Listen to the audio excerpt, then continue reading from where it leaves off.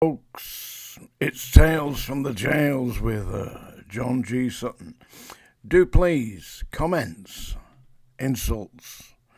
You know how to insult me, hurt me. Larry, yeah, that does that. Anyway, like and subscribe if you will. And don't forget to buy my book. I'm going to talk today about that. Let's see what she's saying about herself. She says, I was naive and gullible. Naive and gullible, yeah. But she was still a prison governor, age 42 and currently on trial at Preston Crown Court. Kerry Peg, the former governor of HMP Kirkham, I previously mentioned her before, is being charged with misconduct in a public office because she was associating unlawfully with a prisoner who was commonly known by a certain name as Jesse Pinkman. That wasn't his real name, of course. His real name was Saunderson. And he's a Liverpool drug-dealing gangster type. And he had persuaded Kerry Peg to release him. Despite the fact that he'd been sentenced to 10 years, she managed to unlawfully release him from prison and allow him back on the streets where he was, Anthony Saunderson, back on the streets, a major Liverpool crime figure, back on the streets, dealing drugs and setting up something that was, or supposedly getting himself involved with an organisation that was reputedly dealing with people who were homeless and breaking alcohol and drug dependency. I mean, come on. Breaking alcohol and drug dependency, commonly known as bad. Yeah, you can't make that bastard up, can you? Yeah. And they put a bloody drug dealer as part of that team, yeah. Miss Peg, apparently her defence is that at the time she was associating with Anthony Saunderson or Jesse Pinkman, yeah. She believed that he was working as a colleague of hers with the breaking drug and alcohol dependency unit called BAD, when really he was just playing the system. Let's be perfectly honest. And she says now that she was misled by this man and she was incredibly stupid, naive and gullible. That's just what you want to put in charge of a prison, isn't it? Somebody who's naive, gullible and innocent, wears high heels, lipstick, and they found a house full of designer clothes. She was and driving a Mercedes C-Class saloon, which was provided by her, apparent lover, Anthony Saunderson. You see, I've said this many times before, that in prison you're dealing with sophisticated criminals. Some of them are very sophisticated criminals. A good 40-50% are intellectually subnormal, I would say. You know, on the verge of being ineducable, illiterate, semi-literate. Good 40-50% of the inmates are like that, so they can't cope in society. So they offend petty offences, you know, like shop stealing, house breaking, robberies, stuff like that. You know, it's antisocial, it's dangerous for society, and so they put them in prison when they should actually be in institutions for further education, in my opinion. Because they're certainly not learning anything 23 hours a day banged up in their cells, are they?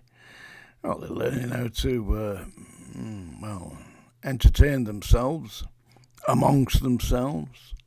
And for that, I'm sure that you can use your imagination. But the governor of HMP Kirkham at the time, Kerry Peg, was entertaining herself at home in Orrell, Wigan, with a prisoner that she had released improperly and unlawfully released, called Anthony Saunderson, known on the drug dealing gangs in Liverpool as Jesse Pinkton. Well, that's from a TV series called Breaking Bad. Very good series, that. Very black humour. Yeah, I liked that series. I enjoyed that. But anyway, she's on trial at Preston Crown Court, pleading not guilty. I didn't do anything wrong. Listen, I was in the prison service a lot, 10 years, nearly 11 years actually. And on a number of occasions I was approached by sophisticated inmates, offered kind of inducements, which I never took, of course, because I actually mistakenly, believe me, it was a mistake, I mistakenly believed that the prison service was an honourable profession and that I was going to make a career out of it. And I did. I passed all the exams. Further education, I was at Manchester College, part of the university, studying law, studying sociology at London University when I was at the Scrubs. Part-time, of course, because I was doing 60 bloody hours a week at the Scrubs and at Strangeways. So you can imagine how much time I had for studying, but I did it. And passed numerous exams. Got a diploma in sociology from London University. And when I finally escaped from the prisons, I got myself a teaching certificate and was teaching adults with learning difficulties. I got a special needs teaching certificate and did numerous courses on that. It's what you do. Yeah, that's what you do. You don't take bloody bribes from inmates. I'll tell you about one inmate. I don't know if he's still alive or not, but he was featured in that BBC documentary about Strangeways. He's the big guy shouting about, the lid's going to come off Strangeways. That was him.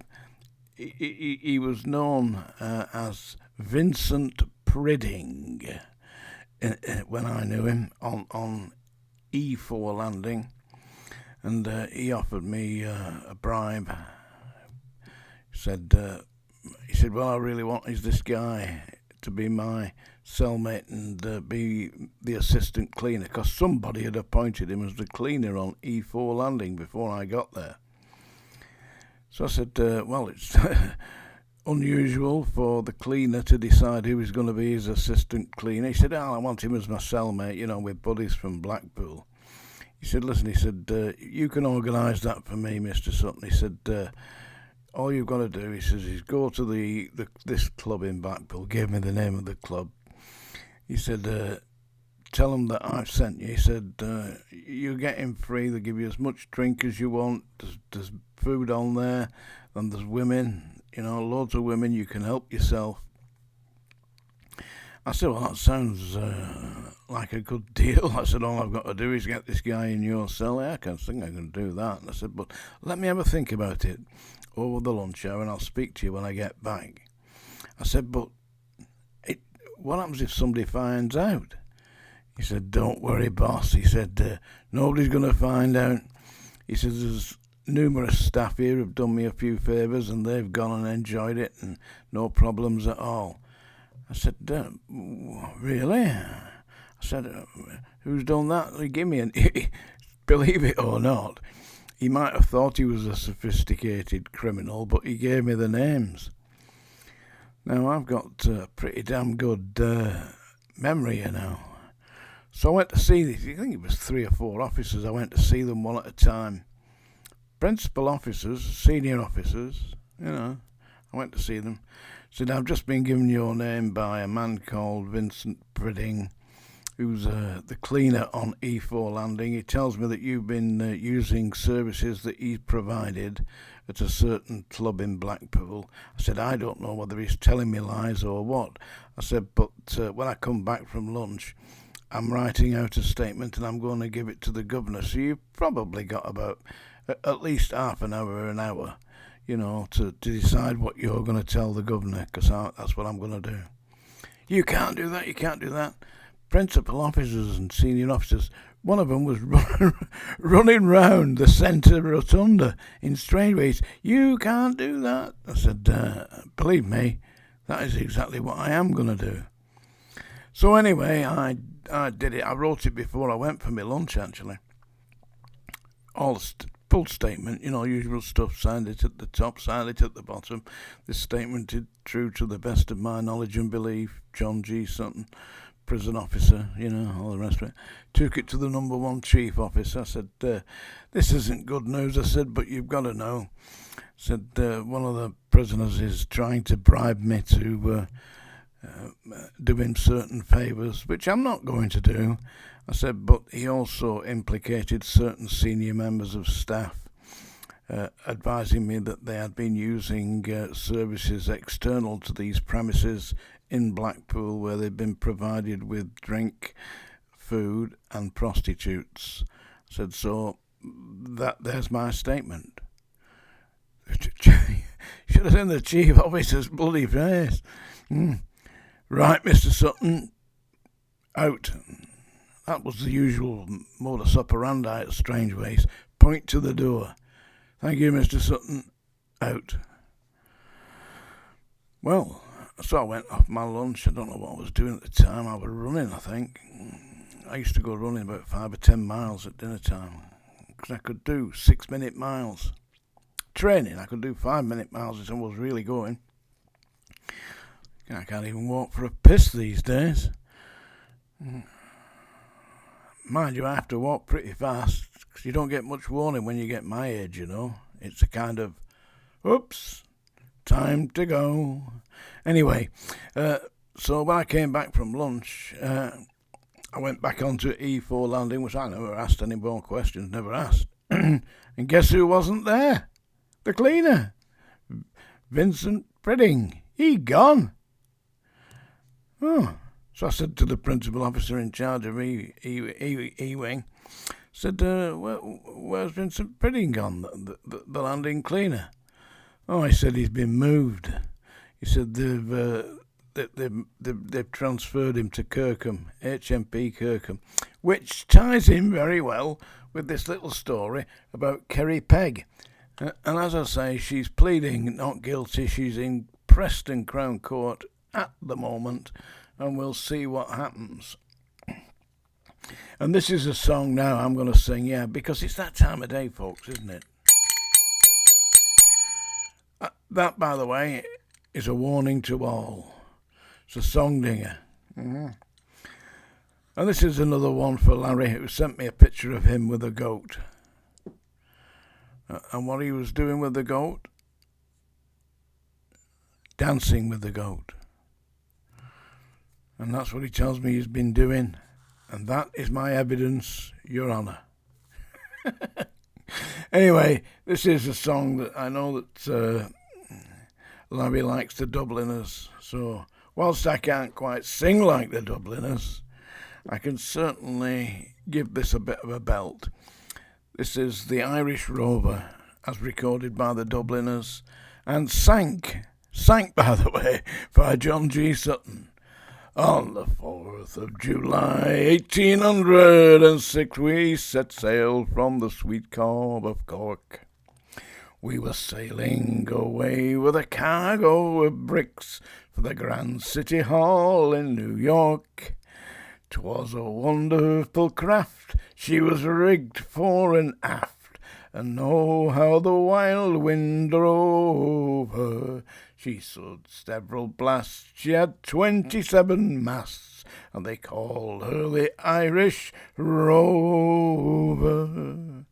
We had 1 million bags of the best Sligo rags. We had 2 million barrels of bones.